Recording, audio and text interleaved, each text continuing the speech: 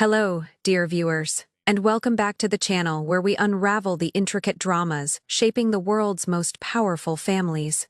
Today, we turn our attention to a woman once celebrated as the comeback queen of British royalty, Sarah Ferguson, the Duchess of York. For decades, she embodied resilience, rising from scandal after scandal, reinventing herself through charm, grit, and sheer determination. But now, whispers from within royal and aristocratic circles suggest that even Fergie's legendary ability to recover may have finally reached its limit.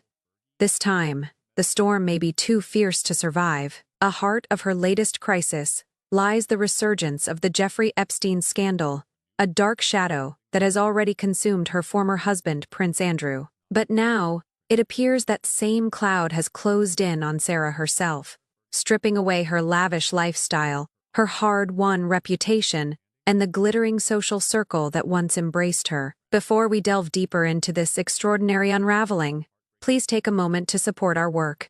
Like this video, share your thoughts in the comments below, and don't forget to subscribe and ring the notification bell so you never miss our deep dive royal analyses. According to royal insiders, 2025 has been nothing short of catastrophic for both Prince Andrew and his former wife. Together, they've lost nearly everything.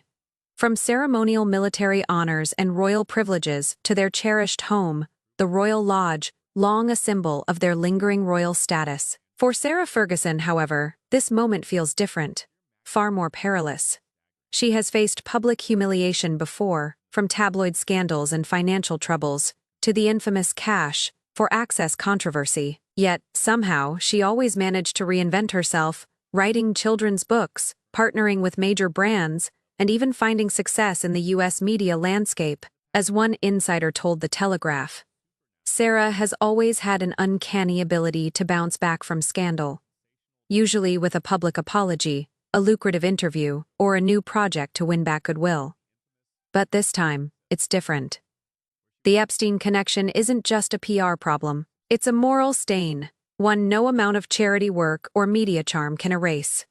The monarchy itself, under King Charles III, has faced growing outrage from the British public, outrage demanding accountability and distance from anyone tainted by the scandal. And under this immense pressure, the king made his most decisive move yet. On a somber Thursday morning, King Charles III made an announcement that sent shockwaves through Britain's royal and political circles. The monarch had formally begun the irreversible process of stripping his younger brother, Prince Andrew, of all remaining styles, titles, and honors. An act known within the palace as the unpersoning of a royal figure. This rare and symbolic measure represents the total dissolution of Andrew's royal identity. It is the monarchy's most definitive statement that he is no longer fit to represent the crown, not in ceremony, service, or spirit. But the consequences of this act extended far beyond royal titles and ceremonial uniforms.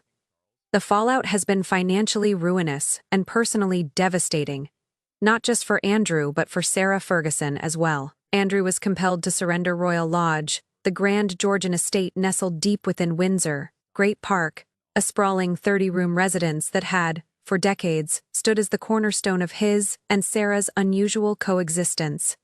To outsiders, the lodge was simply a royal mansion, but to Andrew and Sarah, it was far more than that, a symbol of stability, shared history, and enduring loyalty. Even after their 1996 divorce, they chose to remain under the same roof, raising their daughters, Princess Beatrice and Princess Eugenie, and maintaining an unconventional domestic harmony that defied royal tradition. Now, that chapter has come to an abrupt and painful end. Sources close to the Duchess reveal that Sarah personally invested years and a small fortune into restoring Royal Lodge, turning it into a sanctuary after her many years in the public wilderness.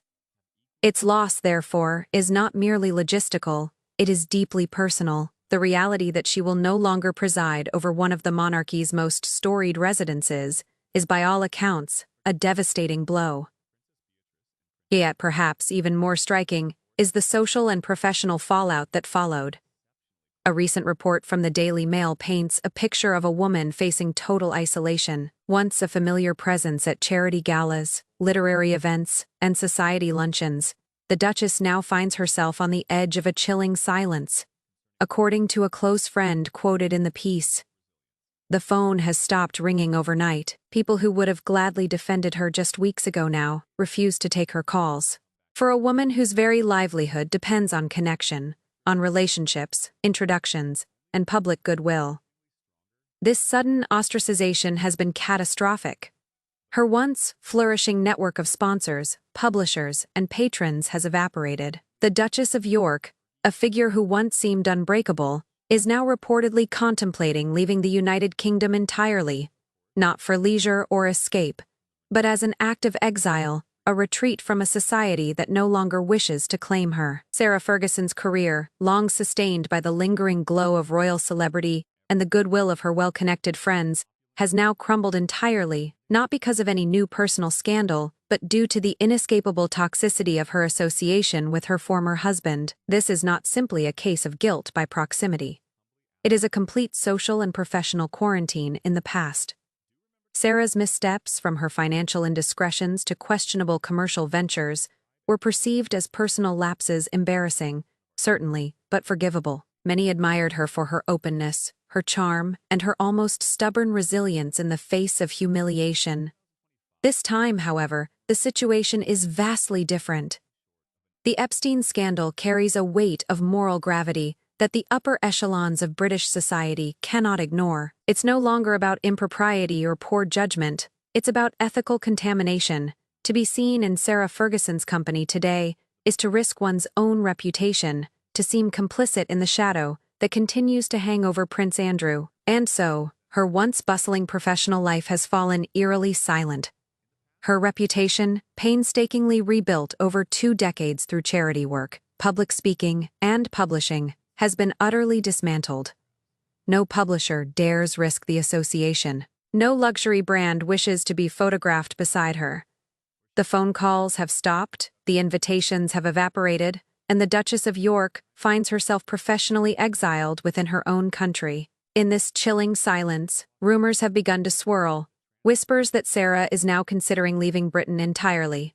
Such a move would not be a glamorous relocation, but a last resort, a reluctant retreat from a nation that no longer welcomes her. For a woman who spent years painstakingly rebuilding her access to royal life, attending family gatherings, re-establishing her presence at Balmoral, and restoring Royal Lodge as her sanctuary, the thought of leaving Britain is nothing short of an emotional reckoning. To depart would mean acknowledging a total defeat, a tacit acceptance that her social and professional life in the United Kingdom has become unsalvageable. Some insiders speculate that she may look once again to the United States, where public memory is shorter and celebrity redemption stories are more readily embraced. Across the Atlantic, she might still find the brand of sympathetic curiosity that once sustained her. But make no mistake, the situation is both personal and catastrophic. The loss of her home, her financial footing, and her social acceptance has left Sarah Ferguson facing a dual crisis: the emotional devastation of exile and the professional ruin of irrelevance. In the broader view, this downfall underscores a defining truth of King Charles III's reign. Family no longer shields anyone from accountability. The monarchy's survival now hinges on transparency, not tolerance. The removal of Prince Andrew and the collateral fallout engulfing Sarah Ferguson serve as a warning. The age of indulgence for wayward royals has ended. Throughout her adult life, Sarah Ferguson has proven herself a master of reinvention, a woman who could always find a lifeline amid scandal. But this time, the tide may finally have turned for good. The walls of privilege and protection that once surrounded her appear to have closed incompletely. The well-paid public mea culpa, once Sarah Ferguson's most reliable route to redemption, is no longer available to her.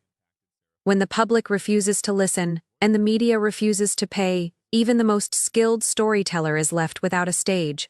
The Duchess of York, once so deeply intertwined with the glamour and privilege of Britain's aristocracy, now finds herself standing on the brink of obscurity. Her inability to recover from this latest crisis is not a failure of effort or resilience. It is the inevitable result of the irreversible moral contamination left by the Epstein connection. The shadow of that association has finally consumed everyone it ever touched. The year 2025 will be remembered as the moment when the final axe fell. not only severing the last remnants of Prince Andrew's royal identity, but also extinguishing Sarah Ferguson's hard-won sense of security, both personal and professional. It is, in every sense, a tragedy. A woman who once entered royal life with radiant optimism and youthful vitality now faces the final unraveling of that dream. The silent phone lines, the shuttered drawing rooms of the elite, and the whispered discussions of possible exile all paint a haunting picture of a duchess in decline. For Sarah Ferguson, the struggle to rebuild her reputation, or even to sustain a livelihood, now borders on the impossible. She has been cast adrift from the institutions and individuals who once defined her world. This saga compels us to reflect deeply on the true cost of association, the unforgiving gaze of public judgment, and the uncompromising stance of a modern monarchy determined to protect its image at any cost. The story of Sarah Ferguson is no longer one of scandal and survival. It is one of final reckoning. And now, we turn to you, our viewers. Do you believe the Duchess of York can still find redemption beyond Britain's borders? Could a new beginning await her abroad? Or is this truly the end of her public chapter? And what are your thoughts on King Charles III's decisive handling of his brother's downfall, a move that has reshaped the royal landscape entirely?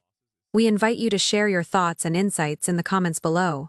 If you found this in-depth analysis illuminating, don't forget to like this video, subscribe to our channel, and ring the notification bell so you never miss our next exploration into the ever-evolving world of royalty and power. Thank you, as always, for watching.